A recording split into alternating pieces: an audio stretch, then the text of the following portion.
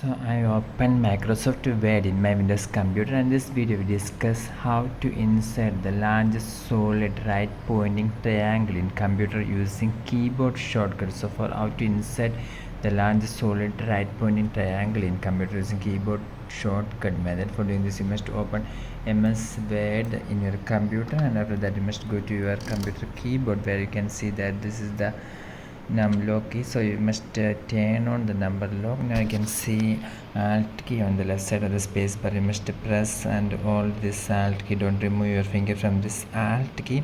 At the same time you must type here